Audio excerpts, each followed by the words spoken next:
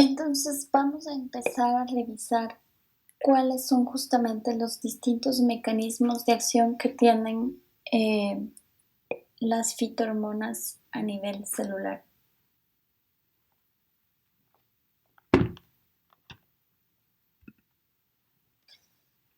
Lo primero que tenemos que considerar es que existe una temporalidad en cuanto a la respuesta de las plantas frente a los estímulos que están presentes en el ambiente.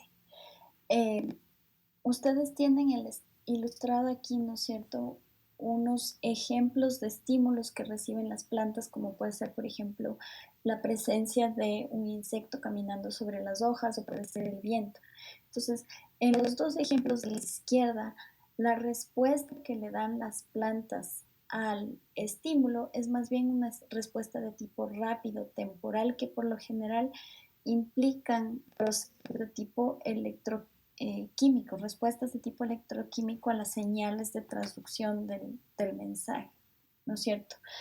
Mientras que a la derecha tienen ustedes dos ejemplos de respuestas lentas y estas respuestas lentas se basan en la modificación de las vías de desarrollo, entonces son cambios de tipo permanente porque se cambia la estructura, la arquitectura de la planta de manera irreversible. Estos cambios son para siempre. Entonces las plantas pueden responder de manera rápida, temporal, o de manera lenta, pero permanente frente a los estímulos. Además, en este caso, ¿no es cierto?, tenemos una respuesta de tipo puntual, mientras que aquí los cambios son masivos a nivel estructural de la planta.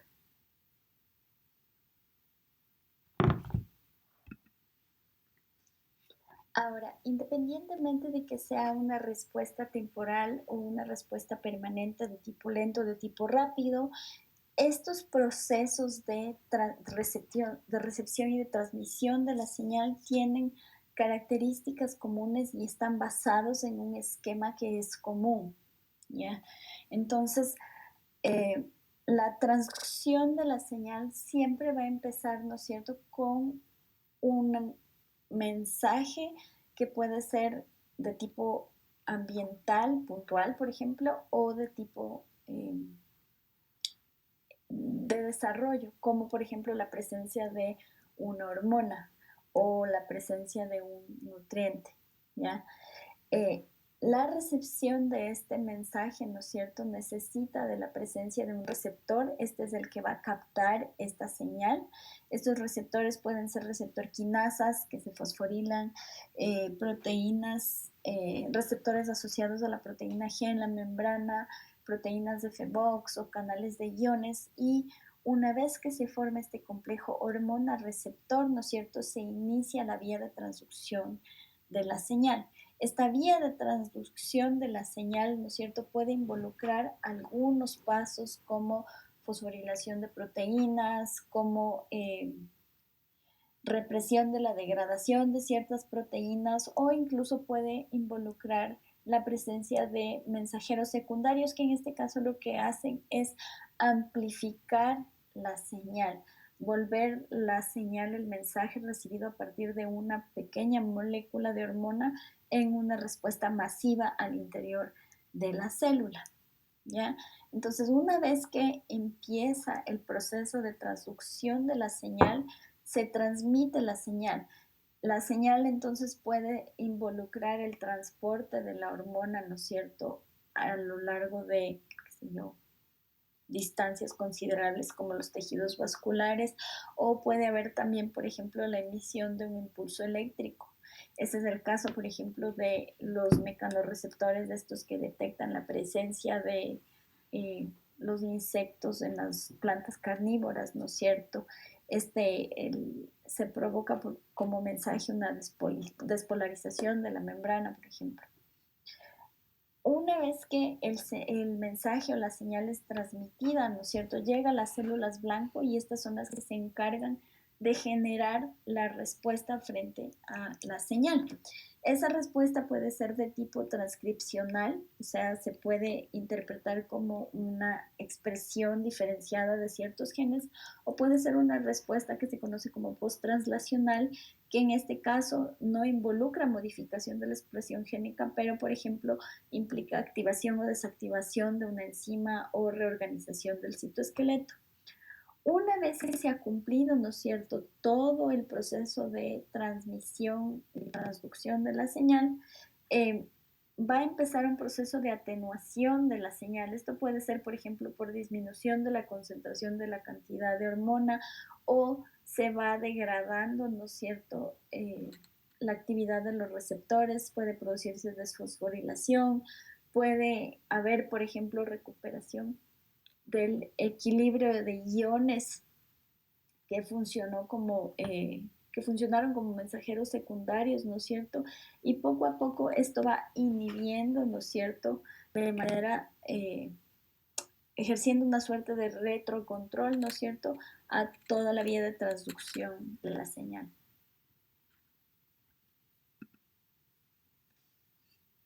De lo que les expliqué anteriormente podemos deducir entonces que hay varios pasos, ¿no es cierto?, en el mecanismo de acción de una hormona. El primero de estos pasos es justamente la recepción del mensaje. En este caso, entonces, la hormona, ¿no es cierto?, va a ser captada, va a ser percibida por estos receptores. Los receptores pueden estar presentes a distintos niveles, pueden estar presentes en la membrana celular, pueden estar presentes en el citosol, en las membranas, ¿no es cierto?, de los organelos al interior de la célula vegetal, o incluso pueden estar presentes al interior del núcleo. ¿Ya? Entonces va a haber distintos niveles a los que pueden estar ubicados los receptores, pero una vez que el mensaje llega se forma este complejo hormona-receptor, y entonces inicia la segunda parte del proceso de acción de una hormona, que es el de transducción de la señal. Entonces, en el proceso de transducción de la señal, ¿no es cierto?, puede ser transmitida incluso con la intervención de mensajeros secundarios, eh, hasta que finalmente el mensaje llega, ¿no es cierto?, a las células diana, y cuando llega a las células diana o células blanco, empieza la tercera fase de acción de una hormona, que es justamente ya la de ejecución de una respuesta.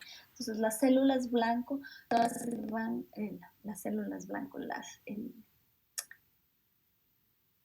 la respuesta va a iniciar una vez que el mensaje llega, ¿no es cierto?, al punto terminal de la vía de transducción, y aquí la respuesta puede ser, como les mencioné anteriormente, por ejemplo, cambios en la expresión génica, o respuestas de tipo post-translacional, que implicarían, por ejemplo, activación de enzimas, inhibición de enzimas, etcétera, etcétera.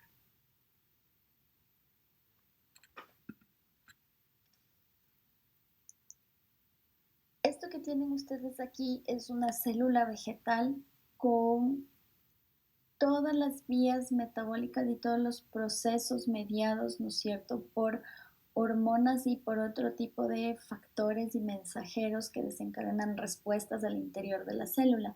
Y aquí radica una diferencia fundamental con, por ejemplo, las células animales. Todos estos procesos que están ilustrados aquí, por ejemplo, a nivel del organismo de un ser humano, ¿no es cierto?, pasan a nivel de todo el cuerpo, mientras que en las células, mientras que en las plantas todos estos procesos están condensados en una sola célula.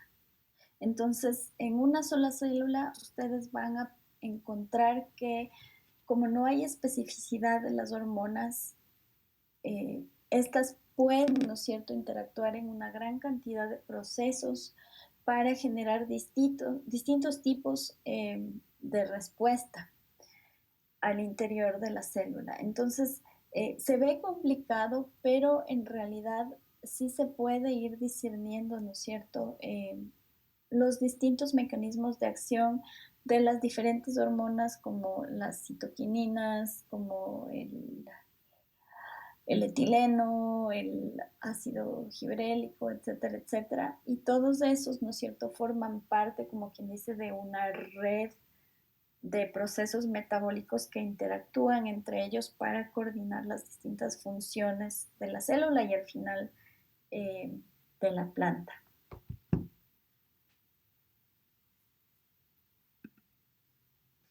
Entonces, como podemos ver en este gráfico, el proceso de recepción del mensaje es un proceso que puede ocurrir a cualquier nivel. La recepción del mensaje se basa en el hecho de que hay receptores, ¿no es cierto?, que pueden identificar a las hormonas y enlazarse a ellas para formar este complejo hormona receptor o en el caso de otro tipo de mensajes, ¿no es cierto?, desencadenar un proceso. Estos receptores están presentes en todas las células, están presentes, por ejemplo, en la membrana plasmática, como es el caso de los receptores de los brasinosteroides o del ácido abscísico. Hay receptores que están presentes en el citosol. Otros receptores, por ejemplo, están presentes en las membranas de los organelos, como los receptores de las citoquininas y el etileno, o también pueden estar presentes a nivel del núcleo, como los receptores de las giberelinas y de los jasmonatos. Lo importante aquí es que en realidad estos receptores son receptores que son comunes a todos los seres vivos, son receptores que son conservados a lo largo de todo el árbol filogenético de los seres vivos. Entonces su mecanismo de acción es similar para todos los organismos. Si bien las moléculas a las cuales se van a ligar son diferentes, estos receptores funcionan de la misma manera. Entonces, por ejemplo, hay receptores que funcionan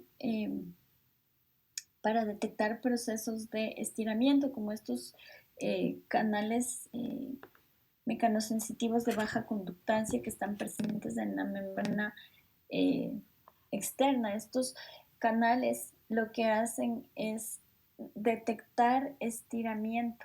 Esto va a ocurrir, por ejemplo, cuando en la planta hay cambios en la presión osmótica, tanto a nivel del citosol como, por ejemplo, a nivel interno de los organelos. Entonces, estos van a ayudar a ajustar, a controlar, ¿no es cierto?, los procesos de equilibrio hídrico en las células vegetales.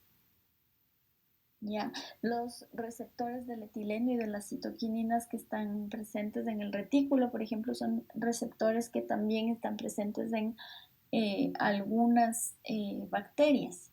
Y el último tipo de receptores pueden ser proteínas receptoras intracelulares. Estas pueden estar en el citosol, pueden estar en el núcleo y van a responder a mensajeros químicos por lo general de tamaño pequeño y que son hidrofóbicos, por lo tanto pueden cruzar la membrana plasmática directamente sin intermediarios, ¿no es cierto? Y viajar en el interior de la célula hacia sus respectivos receptores.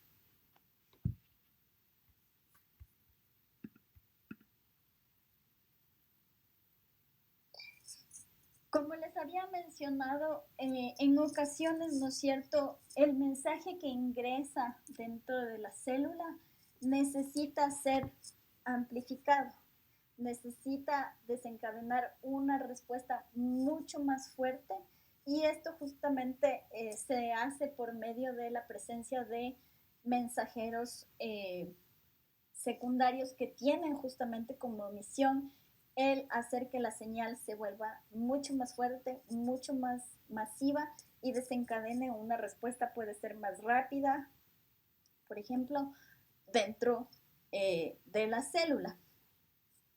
¿Qué vías metabólicas dentro de las plantas funcionan, ¿no es cierto?, mediante este mecanismo que necesita de la presencia de mensajeros secundarios que por lo general son quinasas que lo que hacen es intervenir en procesos de fosforilación y cada una de estas fosforilaciones, ¿no es cierto?, lo que hacen es ir generando una respuesta mucho más fuerte que finalmente va a llegar a la proteína blanco, que es la que va a desencadenar la respuesta propiamente dicha al interior de la célula. Entonces, las vías que tienen la presencia de mensajeros secundarios son justamente, por ejemplo, las respuestas de defensa en las plantas y la síntesis, por ejemplo, del ácido acetilsalicígeno. También, por ejemplo, procesos de estrés que están asociados al frío o a un estrés salino, como el que ustedes van a ver en el laboratorio final que van a tener. Estos también necesitan, ¿no es cierto?, de la presencia de un mensajero secundario que amplifique la respuesta. La síntesis del etileno también está mediada por un mensajero secundario para amplificar la respuesta. Lo que vimos el día de ayer, la transmisión de señales que avisan, ¿no es cierto?, de la presencia de patógenos. También, por ejemplo, necesitan de mensajeros secundarios que ayuden a magnificar la respuesta, amplificar la respuesta y que pueda ser una respuesta mucho más rápida. El desarrollo de los estomas y la citoquinesis también son procesos que necesitan de mensajeros secundarios dentro de una planta.